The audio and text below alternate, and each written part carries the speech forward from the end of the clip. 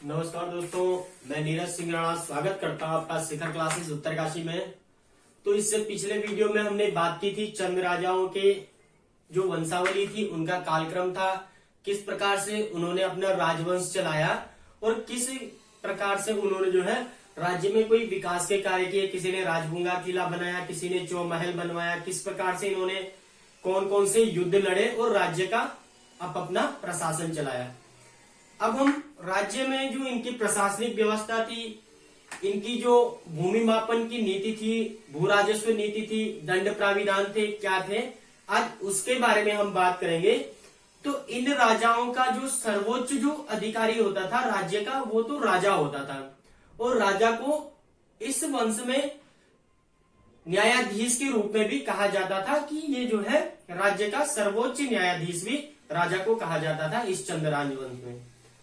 अब हमने लास्ट में बात की थी कि महेंद्र चंद के बाद जो है 1788 में उसने सत्ता संभाली थी और 1790 में हवाल बाग के युद्ध के पश्चात यहाँ पर गोरखा शासन स्थापित हो गया था और चंदवंश का समापन हो गया था। और आज हम इस चंदवंश के प्रशासनिक जो ढांचा था इनका, उसके बारे में बात करेंगे।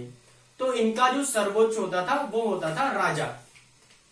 सबसे पहले इनका जैसे हमारा होता है, पहले देश होता है, उसके बाद राज्य होता है, राज्य के बाद हमारा जिला होता है, जिला के बाद तहसील, ब्लॉक, गांव, ऐसे ऐसे हमारे जैसे प्रशासनिक व्यवस्था है आज के पंचायती राज में। तो इनकी भी जो उस टाइम पे व्यवस्था थी उनके बारे में भी बात करते हैं। तो सर्वोच्च होता था पहले राज्य,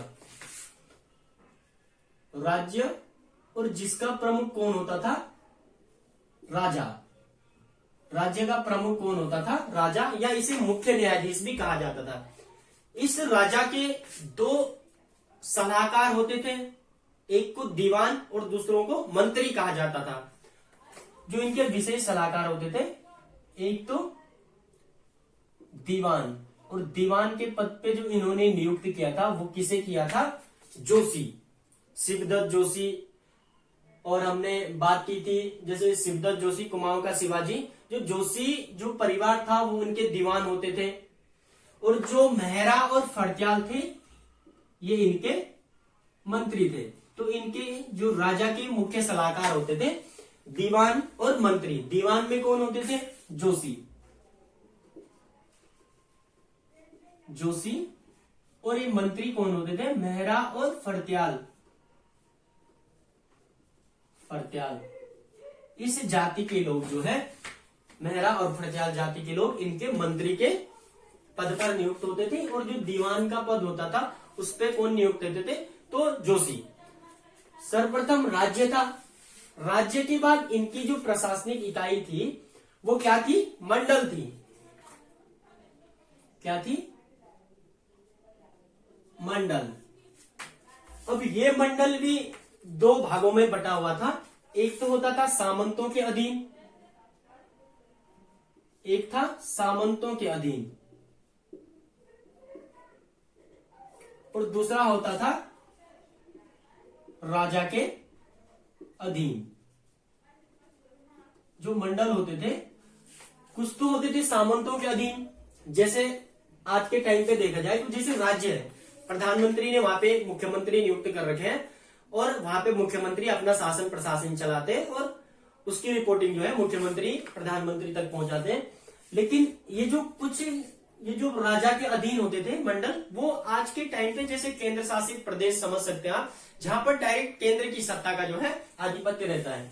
तो इस प्रकार से इनके मंडल होते थे, कुछ सामंतों के अधीन होते थे और कुछ सीधे राजा के अधीन होते थे।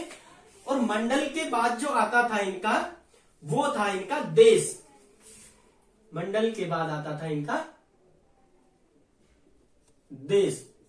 ठीक हो गया, पहले राज्य आता था, फिर मंडल आता था और तब उसके बाद देश आता था, और देश के बाद आता था इनका परगना। परगना, और परगना का जो प्रशासक होता था, जो राजा ने वहां पे परगना का एक मुखिया रखा हुआ था, उसको कहते थे सीकदार। सीकदार क्या कहते थे उसको, तो उसको कहते थे सीकदार। जो परगना का प्रशासक होता था उसको कहते थे सीकदार। ठीक है, और जो परगना के बाद इकाई आती थी उसको कहते थे गर्क। गर्क और गर्क का जो प्रमुख होता था या गर्क का जो वहां पर प्रशासक होता था उसे कहते थे नेगी। नेगी, जो गर्क का प्रशासक होता था वहां पे उसे क्या कहते थे? नेगी। ठीक है, सबसे पहले राज्य आ गया, उसके बाद मंडल आ गया, उसके बाद देश आ गया, उसके बाद परगना, उसके बाद गर्क और उसके बाद आता था हमारा गर्क के बाद जो हमारा आता था वो था गांव। गांव और गांव का जो मुख्य प्रशासक होता था उसे कहते थे चंद्रवंशों के शासन काल में सयाना। जो गांव का जो प्रशासक होता था उस टाइम पे, जिसपे जो है कम से कम 4-5 गांव की जिम्मेदारी होती थी, उसे कहते थे सयाना।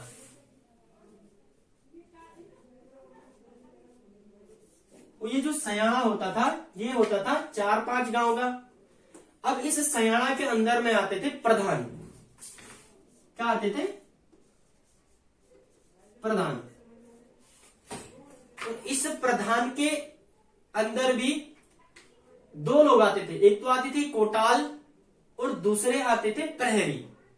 तो जो कोटाल होते थे वो क्या होते थे कि जो आय व्यय के संबंधित जो मामले होते थे, जो लेखा संबंधी मामले होते हैं उनको संभालते थे। और जो प्रहरी होता था, एक तो गांव की सुरक्षा के लिए नियुक्त किया जाता था और दूसरा जो चंद्रवंश में कर के रूप में छयाड़ा लिया जाता था, उपज का 6वां भाग लिया जाता था, उसको घर घर जाके प्रहरी एकत्रित करता था। तो इस प्रधान के अंदर में दो लोग होते थे, एक तो कोटाल और एक प्रहरी। कोटाल वो जो लेखा कार्य संभालता था, आय व्यय का जो ब्यौरा संभालता था, और जो प्रहरी था वो गांव से एक तो अनाज इकट्ठा करता था और दूसरा जो है गांव में सुरक्षात्मक कार्यों का भी वो ध्यान रखता था।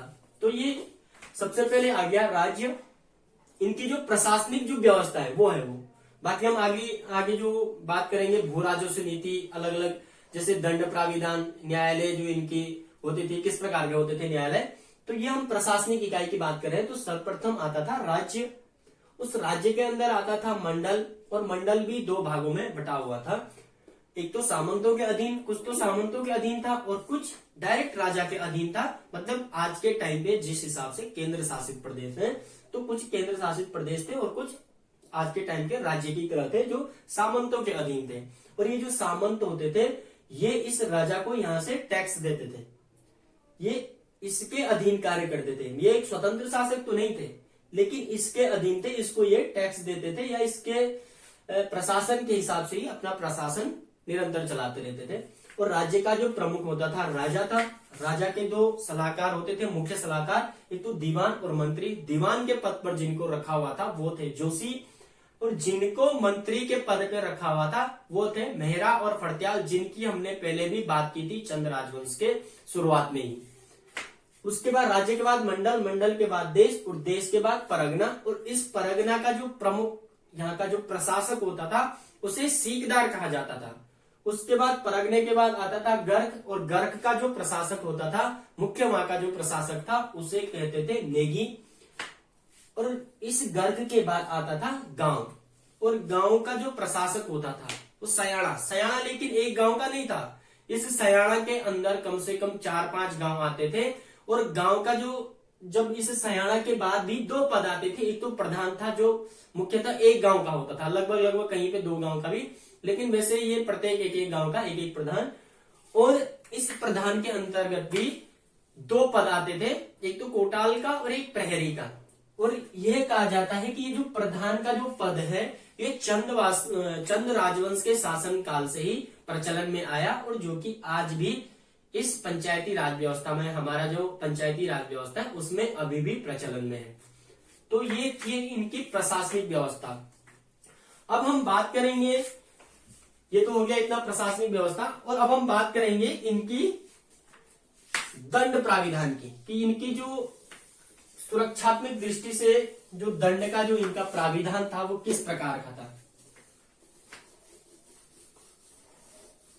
उसकी थोड़ी बात कर लेते हैं कि दंड प्राविधान चंद राजवंश में किस प्रकार का था।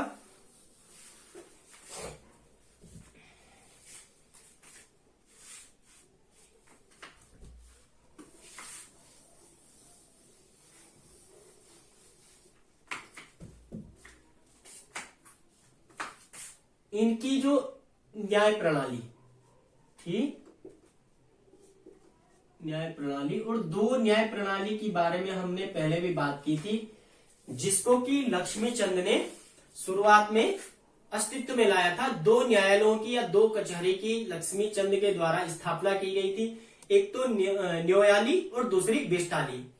तो इन चंद राजवंशों में न्याय प्रणालियों में टोटल 3 कचहरी थी।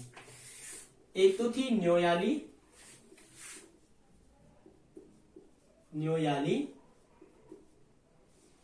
और दूसरी थी बिष्ठाली,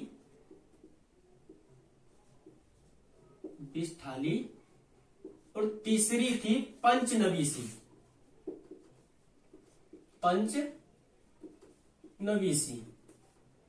अब ये अलग अलग कचहरी क्यों थी, इसमें क्या होता था? अब ये जो न्योयाली थी, इसमें जो समस्त जनता के आपराधिक मामले थे उनकी सुनवाई की जाती थी। इसमें तो न्योयाली में समस्त जनता के आपराधिक मामलों की सुनवाई, समस्त जनता के आपराधिक मामलों की सुनवाई चंद राजवंश के अंतर्गत किस कचहरी में होती थी? तो न्योयाली में। और अगर जो ये बिष्टाली थी, इसकी बात की जाए कि ये किस प्रकार की जो आपराधिक मामलों को देखता था, तो ये सैन्य संबंधी जो मामले होते थे, ये सैनिक संबंधी जो मामले होते थे, उनको बिष्ठाली में देखा जाता था। सैन्य संबंधी जितने भी सैन्य संबंधी मामले होते थे, आपराधिक मामले होते थे, उनकी सुनवाई कहाँ की जाती थी? बिष्टाली में। न्योयाली में समस्त जनता के आपराधिक मामले की, और बिष्टाली में सैन्य संबंधी। और ये जो एक नया है पंचनवीसी, और ये जो दो न्यायालय है, न्योयाली और बिष्टाली, इनकी स्थापना अगर कोई पूछे तो लक्ष्मीचंद के द्वारा इनकी स्थापना की गई, जिसको कि लकुली बिराली के नाम से भी जाना जाता था। अभी पंचनवीसी जो था, इसमें क्या होता था कि जो पंचायत संबंधी मामले होते थे, उसकी सुनवाई यहां पे की जाती थी। पंचायत संबंधी मामले, पंचायत संबंधी जो भी मामले होते थे, उनकी सुनवाई जो है पंचनवीसी कचहरी में की जाती थी। ये 3 प्रकार की इनकी कचहरी थी, और ये थी इनकी न्याय प्रणाली। और जो दंड प्राविधान थे वो किस प्रकार के थे?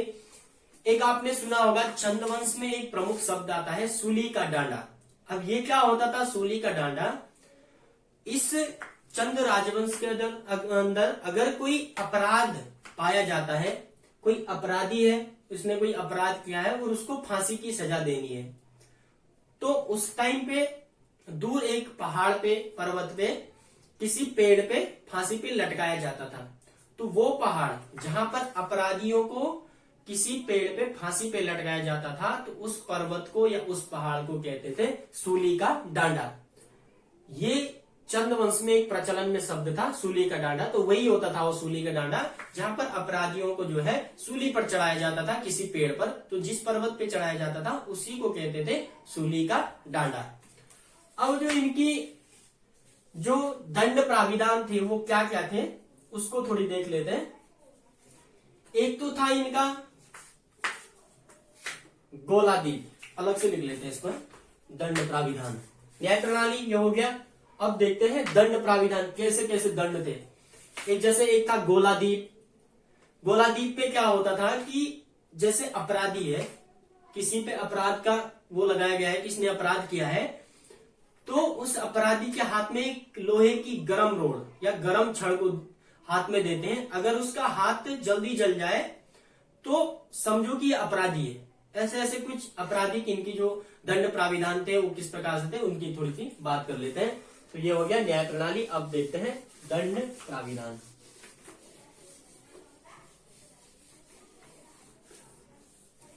चंद प्रशासन में दंड प्राविधान।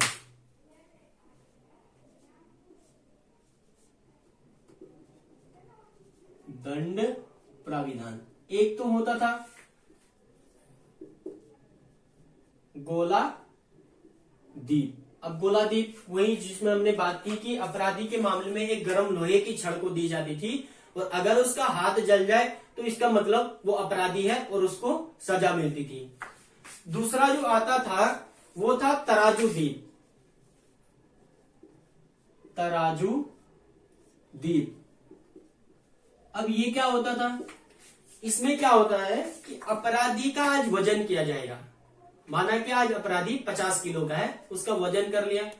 कल अगर उसका वजन कम हो गया तो इसका मतलब वो अपराधी है, और अगर उसके वजन में कोई फर्क नहीं आता है या फिर वजन बढ़ जाता है तो वो अपराधी नहीं है। तो इस प्रकार के दंड प्राविधान को ये कहते थे इस तराजू द्वीप, जिसमें कि तराजू से इनका वजन किया जाता था कि अगर इसका वजन कम हो गया तो ये तो अपराधी है, और अगर वजन कम नहीं हुआ तो अपराधी नहीं है। तीसरा एक और आता था इनका कड़ाई द्वीप। कड़ाई द्वीप। इस कड़ाई द्वीप में क्या होता था कि अपराधी को एक कड़ाई में जो है गरम तेल कर रखा है, और अपराधी को के हाथ उस गरम तेल की कड़ाई में डुबो दिए जाएंगे। अगर उसका हाथ जल गया तो इसका मतलब वो अपराधी है, और अगर हाथ नहीं जला तो अपराधी नहीं है। तो कुछ इस प्रकार के इनके दंड प्राविधान थे। तो ये हो गया कड़ाई द्वीप। एक और था मंदिर द्वीप। चौथा जो प्राविधान था वो था मंदिर द्वीप। अब ये मंदिर द्वीप क्या था, इसमें जैसे किसी ने अपराध कर दिया, कहीं कहीं पे अभी भी गांव में प्रचलन में है, लोग भगवान के भरोसे छोड़ देते हैं। जैसे कहीं पे जमीन संबंधी कोई मामला होता है तो वहां से मिट्टी उठा के भगवान के दरबार में उस मिट्टी को रख देते थे। तो जो कोई अपराधी होता था तो उनके घर पे नुकसान होना शुरू हो जाता था। कहीं कहीं पे अभी भी है गढ़वाल में। तो इस प्रकार की जो प्रक्रिया थी, जो प्राविधान था इस प्रकार का, उसे ही मंदिर द्वीप कहा जाता था। चंद्र राजवंश की जो उस टाइम पे जो दंड प्राविधान थे उस परिभाषा में इसको मंदिर द्वीप कहा जाता था। जैसे किसी ने अपराध किया तो दूसरे पक्ष ने मंदिर में जाके अपने सुनवाई कर ली, मतलब भगवान के पास अपने सुनवाई कर ली कि ऐसे ऐसे किया, और जो अपराधी होगा उसके घर में कलह नुकसान प्रारंभ होना शुरू हो जाता था। तो इस प्रकार ये इनके दंड प्राविधान थे। और अब हम देखेंगे कुछ इनके अन्य नाम भी प्रचलन में थे, तो उनको भी थोड़ा सा देख लेते हैं। ये हमने इनके प्राविधान देख लिए, कचहरी देख ली कि 3 प्रकार की कचहरी थी, न्योयाली, बिस्टाली और पंचनवीसी। अलग अलग कचहरी में अलग अलग मामलों की सुनवाई की जाती थी। अब यह हमने इनके दंड प्राविधान देख लिए, एक तो गोला द्वीप, तराजू द्वीप, कड़ाई द्वीप और मंदिर द्वीप। ये किस किस प्रकार के थे इसकी भी हमने बात कर ली। तो कुछ इनके शासनकाल में प्रचलित शब्द थे, उनकी भी बात कर लेते थोड़ी सी। जैसे एक शब्द था थातवान, छयाड़ा, तो ये क्या थे इनकी थोड़ी बात कर लेते हैं। और एक सबसे प्रमुख बात यह है कि इस चंद्र राजवंश का जो राज्य चिन्ह था, जो चंद्र राजवंश थे, इनका जो राज्य चिन्ह अगर कोई पूछे तो गाय इनका राज्य चिन्ह माना जाता है। तो अब हम कुछ इनके जो प्रचलन में जो शब्द थे चंद्र राजवंश के शासन काल में, उसकी थोड़ी सी बात कर लेते हैं। एक शब्द था थातवान।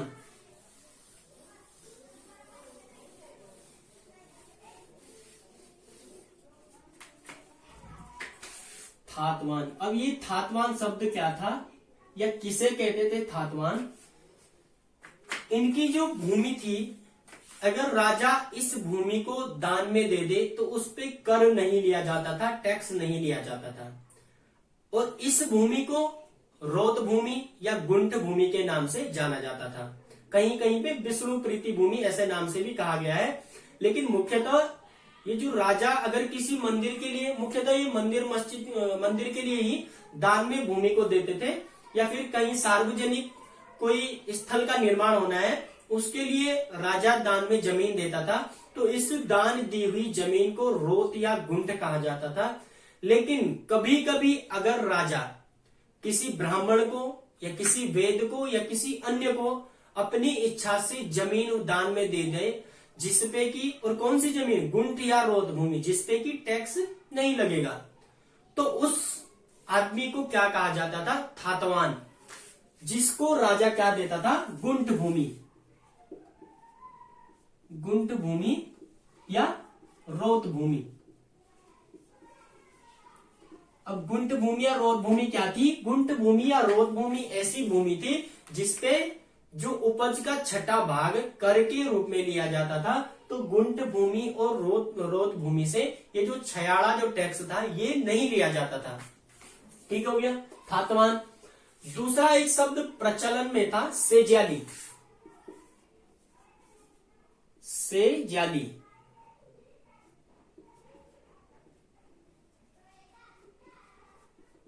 अब ये सेज्याली क्या होता था?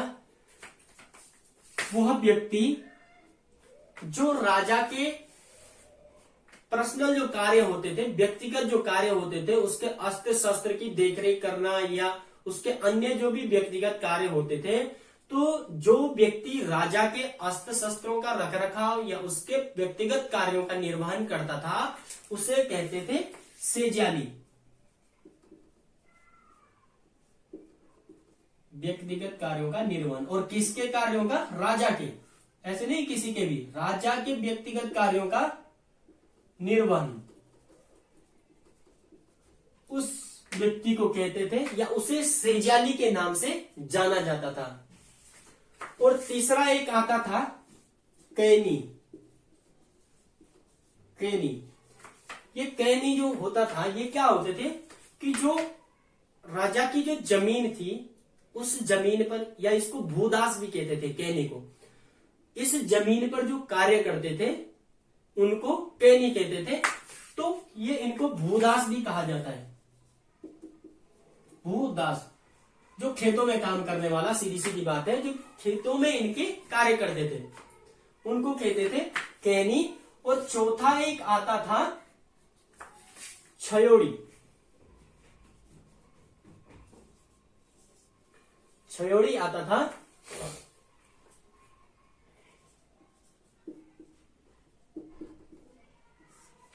अब ये छयोड़ी क्या होता था कि जो राजा के घर के या राज दरबार के जो नौकर चाकर होते थे उनको कहते थे छयोड़ी। ये तो छयोड़ी एक होता था छयाड़ा। छयाड़ा एक प्रकार का नेग होता था। नेग यानी टैक्स। चंद राजवंश में कर को नेग कहते थे। छयाड़ा तो नेग था, जो उपज का छठवां भाग था। लेकिन ये जो छयोड़ी थे, ये जो छयोड़ी थी, ये राज दरबार के नौकर होते थे, उनको छयोड़ी कहा जाता था। जो राज दरबार के या राजा के जो नौकर चाकर होते थे उनको छयोड़ी कहा जाता था। तो इस प्रकार से कुछ नाम प्रचलन में थे। तो अगर पूछा जाए कि कैनी जो भूदास होते थे उनका संबंध किस वंश से था, तो कुमाऊं के चंद्रवंश से। सेज्याली चंद्रवंश में क्या थे? तो व्यक्तिगत जो कार्यों का निर्वहन करते थे, राजा के अस्त्र शस्त्रों का रखरखाव करते थे, उनको सेज्याली कहते थे। और थातवान जो होता था उसको किस प्रकार की भूमि जो है राजा देता था? या तो गुंट या रोत। गुंट या रोत भूमि जिनपे छयाड़ा या टैक्स नहीं लिया जाता था। अब छयाड़ा जो था वो क्या था, उसको भी लिख लेते हैं थोड़ी। छयाड़ा ये टैक्स था, कर था। और कर क्या था? ये जो अनाज का जो उपज का जो छठा भाग था वो कर के रूप में दिया जाता था, तो उसे कहते थे छयाड़ा।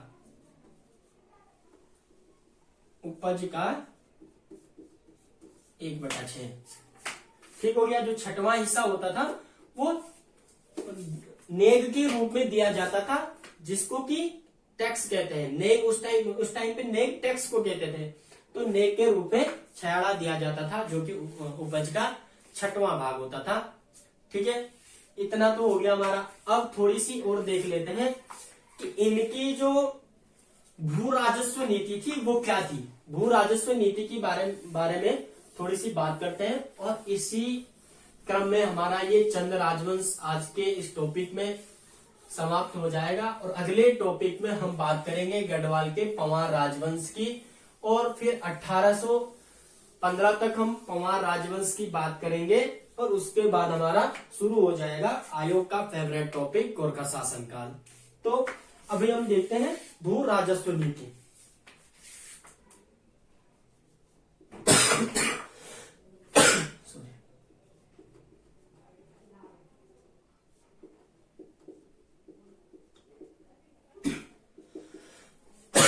भू राजस्व नीति, इनकी जो भू राजस्व नीति थी वो किस प्रकार से थी उसको थोड़ी से देख लेते हैं।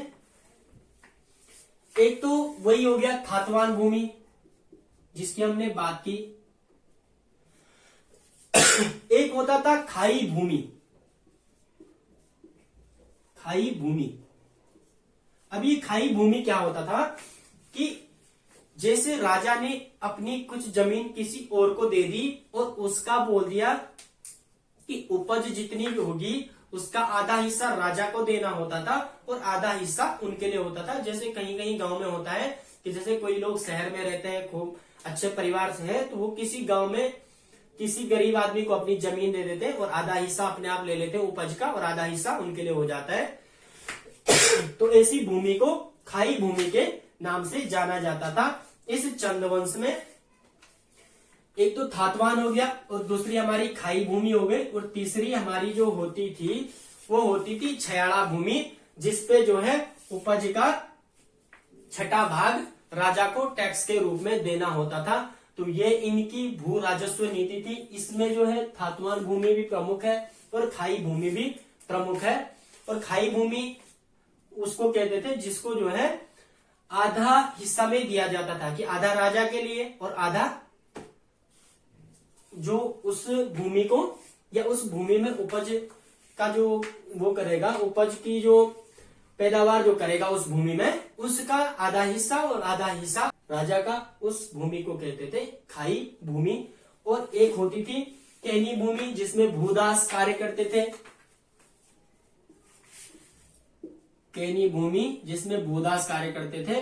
और चौथी जो होती थी वो छयाड़ा भूमि जिस पर जो है उपज का 1/6वां भाग टैक्स के रूप में वापस लिया जाता था। ये इनकी भू राजस्व नीति थी। और अब हम थोड़ी सी बात करेंगे कि इसमें जो टैक्स थे वो क्या क्या थे। टैक्स इनके मुख्यतः 36 टैक्स होते थे और इसमें से कुछ टैक्स होते थे, एक तो जैसे यही हो गया छयाड़ा, एक होता था मांगा कर जो राज्य की सैन्य सुरक्षा के लिए लिया जाता था। इस प्रकार से थोड़ी सी देख लेते हैं कि कौन कौन से कर जो है इनके थे। और बाकी जो 36 के 36 कर है अपने इस डिस्क्रिप्शन बॉक्स में दे दूंगा, वो आप वहां से ले सकते हैं। तो कर नीति इनकी क्या थी।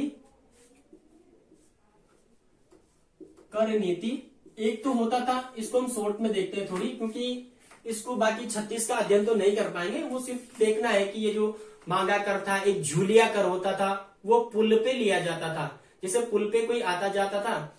सयांचरी कर होता था जो सयाना को देना होता था। और सीकदारी कर होता था। इस प्रकार से कुछ एक तो था मांगा कर, झूलिया कर, सयांचरी,